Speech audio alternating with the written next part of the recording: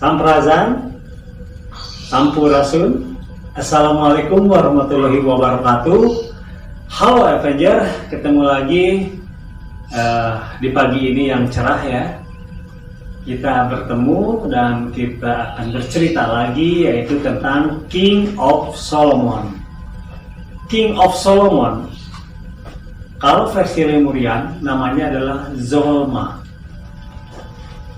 tapi di dunia sekarang dikenal dengan King of Solomon. King of Solomon di berita di versi umum itu adanya di daerah Timur Tengah. Nah, ini sangat berbeda dengan versi Lemurian karena King of Solomon itu berdiam di pulau besar, namanya itu Delos. Nah, Delos itu adalah sekarang namanya Solomon Island ya. Jadi Solomon Island ini letaknya di Pulau Papua, dari Papua Nugini ini terus ke arah timur.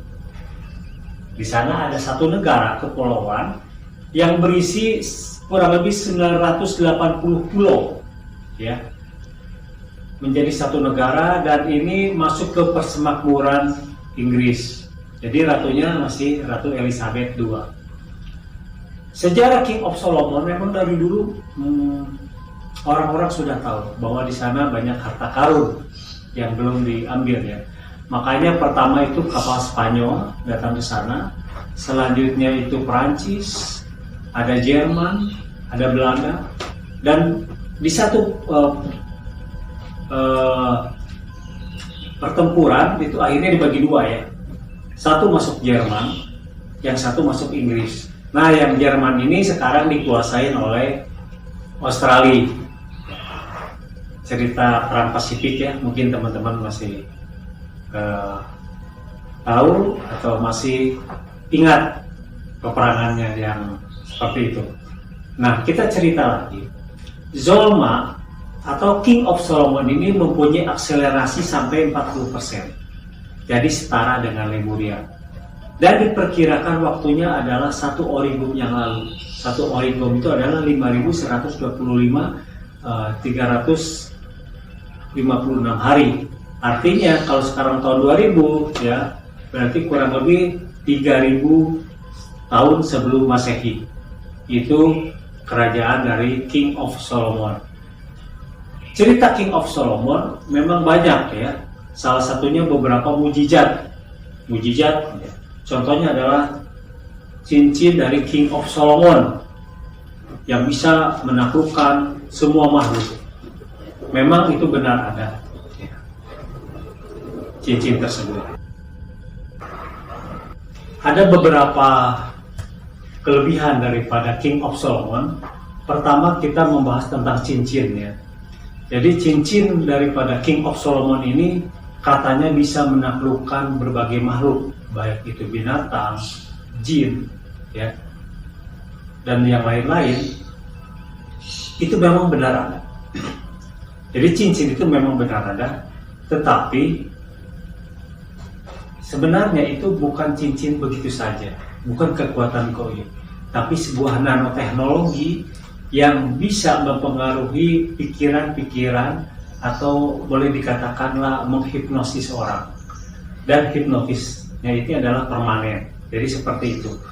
Jadi kekuatan gelombang otak daripada hewan, jin, serta manusia itu akan dikalahkan oleh gelombang dari nanoteknologi tersebut. Ada yang menggambarkan bahwa cincinnya itu berupa bintang Daud dan sebagainya ya. Nanti kita akan bahas khusus tentang cincin King of Solomon ini. Selanjutnya diberitakan juga King of Solomon ini mampu mengendalikan angin, sehingga dia bisa menunggang angin dan bisa berpindah tempat dalam waktu yang singkat. Jadi sebenarnya itu bukan menunggang angin.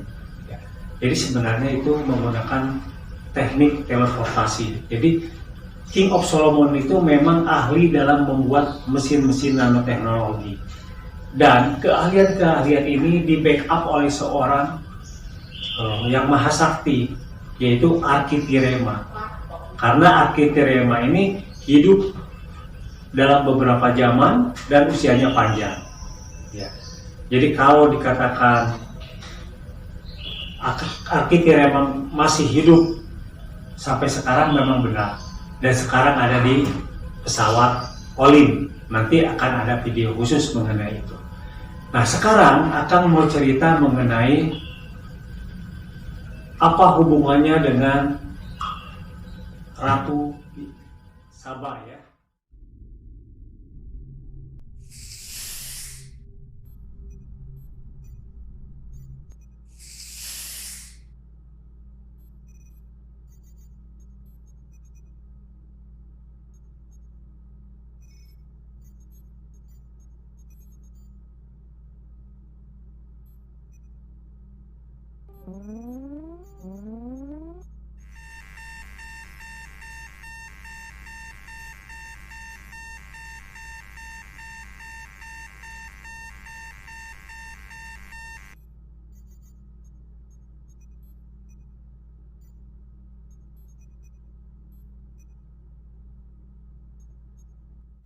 Nah, utusan King of Solomon, bangsa Hudra, itu datang ke negara Saba ya.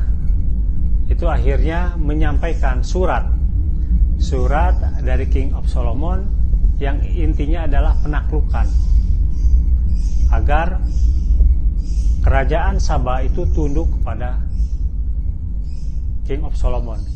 Akhirnya Ratu Bilqis berdiskusi dengan menteri-menterinya apakah memang harus diikuti atau tidak. Bahkan ada satu menterinya yang ingin memang berperang saja kalau begitu untuk penaklukan. Nah, selanjutnya diputuskan oleh Ratu Bilqis beserta menteri-menterinya itu mencoba mengirim hadiah. Mencoba mengirim hadiah berupa singgasana ratunya sendiri.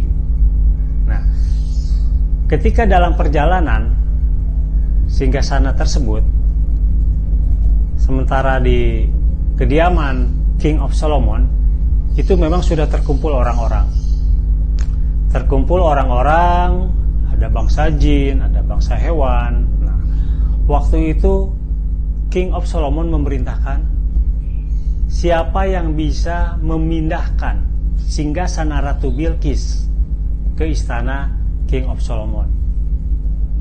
Salah satu bangsa jin itu ras Ifrit menyanggupi memindahkan singgasana itu sebelum King of Solomon berdiri.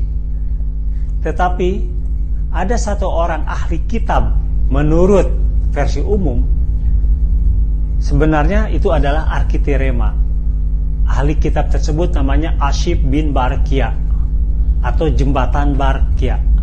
Itu sebenarnya Architirema yang membackup perjalanan dari King of Solomon.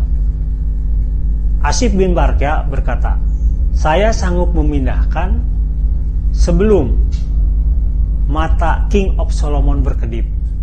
Akhirnya memang sebelum berkedip, singgasana tersebut sudah ada di kerajaan King of Solomon yang berada di Solomon Island atau Delos. Bayangkan jarak dari Mesir ya ke timurnya Papua. Itu hanya dalam jangka waktu sebelum mata berkedip. Nah, ini memang luar biasa. Itu menggunakan teknologi portal ya. Jadi bukan simsalabim. Memang Architirema selalu membackup. Dan King of Solomon memang ahli dalam mesin-mesin, pembuatan mesin-mesin yang nanoteknologi. Nah, inti cerita, datanglah rombongan dari Ratu Bilqis melihat istana King of Solomon memang seperti air ya, bawahnya itu. Akhirnya dia berjinjit karena takut basah. Tapi ada cerita juga katanya kakinya Ratu Bilqis ini mirip kuda. Tapi sebenarnya tidak ya. Jadi itu persis manusia seperti di gambar ini. Gambarannya Ratu Bilqis itu ya. Cuman kulitnya agak gelap. Seperti itu. Kalau ini kan agak bule banget, jadi ini agak gelap dikit ya. Itu gambaran dari bangsa Mesir. Mesir itu adanya di Afrika ya, di dekat Asia. Jadi dengan cerita itu kita bisa mengambil hikmah bahwasannya kekuatan seorang King of Solomon memang luar biasa. Dan sampai abad sekarang boleh dikatakan yang terkaya itu adalah King of Solomon. Setelah itu Iskandar Zulkarnain, selanjutnya itu bangsa-bangsa Sumeria, Babilonia ya, kerajaan-kerajaan yang termasyhur pada saat itu. Jadi itu sedikit cerita mengenai King of Solomon ya. Jadi sudah terbuka, jadi bukan berada di Timur Tengah ya, tetapi adanya di Kepulauan Delos yang sekarang runtuh menjadi Solomon Island. Oke. Demikianlah cerita mengenai King of Solomon. Semoga teman-teman bisa lebih paham apa yang sebenarnya terjadi, karena akan banyak versi, dan ini adalah versi Lemurian. Versi Lemurian tidak menganulir versi-versi lainnya. Kita berjalan seiring saja, tergantung para penonton ya, lebih pas yang mana cerita ini. Baik, itu saja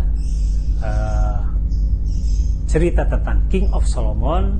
Mohon maaf kalau cerita Akang ini tidak sepemahaman dengan teman-teman ya, karena ini adalah versi.